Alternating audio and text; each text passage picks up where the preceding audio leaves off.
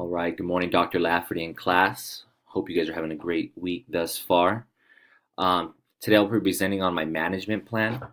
To begin, I want to go ahead and start talking about physical environment. What's great about physical education is that every unit we're in a different physical environment. So whether that be the track field, the gym, the tennis courts, the swimming pool, or the baseball fields, students are in a different area in a different environment every couple of weeks, which is great. One thing about the physical environment is making sure it's well maintained and up to date on the equipment. Not only is it important for the safety of our students that everything's well maintained, but the equipment as well. If we have a malfunctioning equipment, that can get in the way of the safety of our students. So I think that's also a critical component of that. When looking at the physical environment, I think about the locker room. Most often, when they come in, that's where they are spending, where we can put things up where students can look at it. And so on the walls in the locker room, there isn't currently now in our locker room, but I would like to put calendars of our PE schedule so students know what to look forward to, as well as information on team sports and events. What's great about physical education, especially at the ninth grade level, is students are getting interested in different things. They're looking at different sports that they're participating in within their ninth grade physical education class. And we most often I've seen students begin to play sports because of what they did in physical education. So being able to have information on when meetings are or how they can get involved on the team or even sports events as well, I think is a critical component of that. And then also on the walls, and I think it's huge to our students' development, is just the health and nutritional aspect of physical education. So information that students can refer to back to throughout the year on maybe things that they can eat or just healthy aspects of physical education that they need to know about that they can consistently refer to, I think is critical when looking at the physical environment. And so moving on, talking about the opening and closing routines. So currently, students will either sit in roll call order or begin to warm up for the day's activity, depending on what we're doing that day. And so we only have so much time for students to be physically active.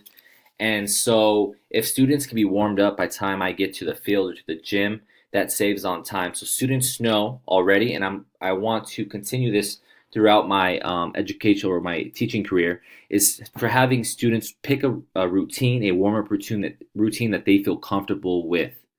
And so students love this because not only it gives them a sense of power that they get to choose what they do. So I think warm-ups are critical when looking at physical education. I like to start class by reviewing what we learned the previous day and to be able to reactivate prior knowledge.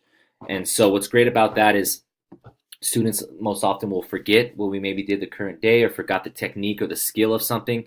And so just being able to touch on that and reactivate that prior knowledge, I think is very important. Some of the activities that we do to kind of close up class is a nice group collaboration. So having students talk amongst each other about things that they need to work on or things that they did well. Most often students don't realize some of the mistakes that they're making, and their peers are the ones giving them constructive criticism on maybe say, you know what, I saw that you were making this mistake. I think you should do this. And so students love that aspect of the collaboration at the end of the period because they learn a lot from their development. And so that's one of the activities that I like to participate in. And also cool downs is an important component of physical education, especially when looking at their safety.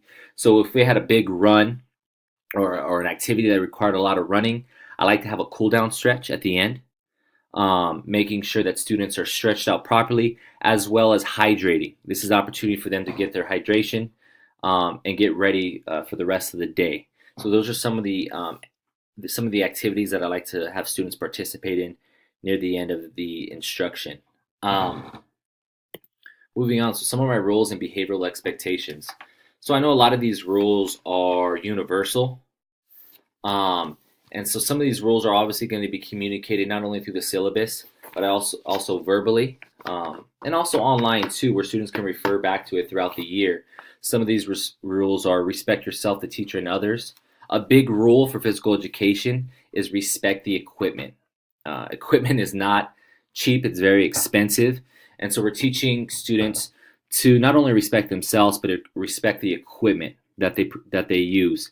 Another is to be prepared for class each day. One aspect of that is suiting up. That's the number one thing we physical education teachers deal with, is having students suit up and be prepared for the day. And so that's a huge component of that. Paying attention, participate, and ask questions. No cell phones or electronic devices. A big one here for physical education is no food or drink, especially in the gym. Now, we do accept water, but food and drink when spilled in the gym can cause, ants and things like that. So that's a huge role. And then just arriving to class on time. Like I said earlier, we only have so much time for our students to be physically active. So we need to make sure that our students are arriving on time so they can get the most out of class.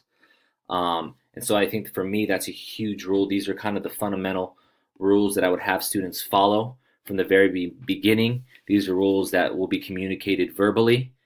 And I think that not only verbally, but also maybe have them up in the locker room where students can refer to those rules as well, and online. Okay, so moving on to classroom community. When I think about classroom community, I think of the sense of belongingness, right? Zarena Hammond talks about this in many of her texts and many of the books that she's written on cultural inclusiveness. I think it's a critical component of that. So encourage students to collaborate and discourse. So I think that's a huge component of bringing a sense of community to the classroom. Practice effective communication. I did how to do this with my class at the beginning of the year, teaching my students how to communicate with one another in the proper way. I think another important component of classroom community is greeting students individually each day. So I make it like a critical component of my class is just to greet every single day each student individually. I try my best. Sometimes I succeed, sometimes I don't, but I try at least throughout the day to individually ask students how their day's going, how their weekend went, how their sports events went, so that students in a sense feel important, that they feel like they're part of the class. Moving on is probably establishing rules together. We did this with my class. We established our rules together, and students thus far have been following them surprisingly very well, and so I think that's huge in starting a classroom community. And then teaching students how to be active listeners. So what does an active listener look like? Eye contact, not talking when someone else is talking. We had issues at the beginning of the year with my class, but through development, through instruction, students understand what active listeners look like. And throughout this process, I've continually referred to this sense of belongingness, and I kind of want to bring it up here on the screen, is, hopefully I pronounce this right, Bronfenbrenner's ecological systems theory, which talks about the emphasis that the family is the first unit to which children belong, followed by school and community. And so I want to make sure students feel welcomed in my classroom consistently and daily, and understanding that we don't know what's happening at home. And so we want to make sure that students are feeling welcome in the classroom. So I continually refer back to that theory when talking about classroom and community. Moving on to consequences. These are some of the basic kind of the order of which consequences will come, I think, now and in the future. Is first just a verbal warning, right? And with that verbal warning comes with maybe a talk after on maybe something that's happening with the child that day, or something that happened at home, kind of understanding why the student did what they did. The next would probably be a call home, talking to the parents about what occurred. Beyond that, maybe a detention. And then the last thing, which I haven't had to do thus far, is just a referral to the assistant principal. I think there does need to be an order. Every day is a new day. And I kind of think that students need opportunity to change their behavior, to learn from the mistakes that they've made. And I think with each one of these components needs a talk to come with it. I think students need kind of this verbal communication to talk about why did you do what you did, and what can we do to kind of improve on that behavior. When I talk about consequences, I like to think about let me see if I can bring it up here. Is I like to think about Skinner here, and he's the father of operant conditioning, and he talks about reinforcement, negative reinforcement, and rewards. And so I want to make sure that students understand at the beginning of the year what the consequences may be, what the rewards may be, so they have a good understanding of what to expect um, in the class. A lot of these consequences are obviously going to be verbally communicated on their syllabus, online. I'd like to know how the parents and the administration understand what my rules are in my class. And so thus far within my class, I haven't had to get to the detention, which is nice because I think I've been able to effectively communicate these consequences and rules and expectations to my students so they understand what to expect if something were to happen. And so, like I said earlier, I continually refer back to Skinner in this area. And so, guys, I just want to thank you for listening to my presentation. And I can't wait to hopefully look at your guys' management plan and get some great tips on how I can implement that within my classroom as well. Thank you guys and have a great week.